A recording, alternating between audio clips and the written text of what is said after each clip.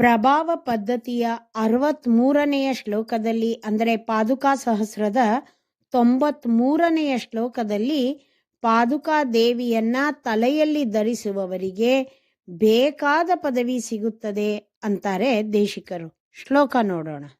ವಹಂತಿ ಯೇ ಮಾಧವ ಪಾದುಕೆ ತ್ವಾಂ ಉಹ್ಯಂತ ಯೇತೆ ದಿವಿ ನಿರ್ವಿಗಾತಾಃ ಹಂಸೇನ ನಿತ್ಯಂ ಶರದಭ್ರಭಾಸಾಃ ಕೈಲಾಸ ಗೌರೇಣ ಕಕುದ್ಮತಾವ.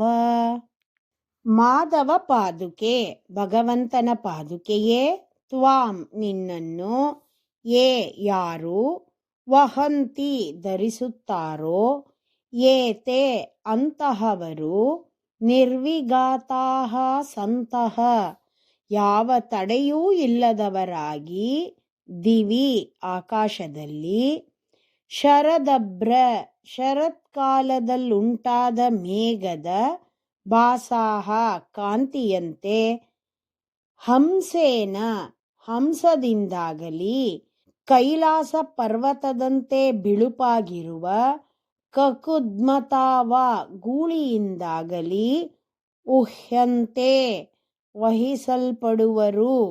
ಪಾದುಕಾ ಸಹಸ್ರದ 44ನೇ ಶ್ಲೋಕದಲ್ಲಿ ಹೇಳಿದಂತೆ ಇಲ್ಲೂ ಕೂಡ ಪಾದುಕಾ ದೇವಿಯನ್ನ ತಮ್ಮ ತಲೆಯಲ್ಲಿ ಧರಿಸುವವರು ಆಕಾಶದಲ್ಲಿ ಅತ್ಯಂತ ಬಿಳುಪಾಗಿಯೂ ದೊಡ್ಡದಾಗಿಯೂ ಇರುವ ಹಂಸ ಪಕ್ಷಿಯ ಮೇಲೆ ಸಂಚರಿಸುವವರಾಗುತ್ತಾರೆ ಅಂತಾರೆ.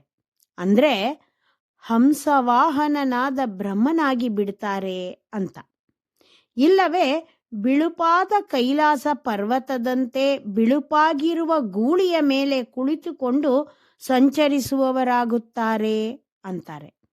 ಅಂದ್ರೆ ಪರಮಶಿವನ ಪದವಿಯನ್ನ ಪಡೆಯುತ್ತಾರೆ ಅಂತ ಹೇಳ್ತಿದ್ದಾರೆ.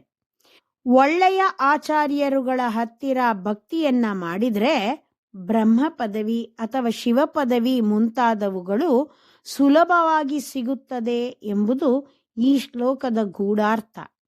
ಮೋಕ್ಷವೇ ಸಿಗುವಾಗ ಇತರ ಪದವಿಗಳು ಸಿಗುವುದು ಎಂದು ಪ್ರತ್ಯೇಕವಾಗಿ ಹೇಳಬೇಕಾಗಿಲ್ಲ ಅಲ್ವಾ?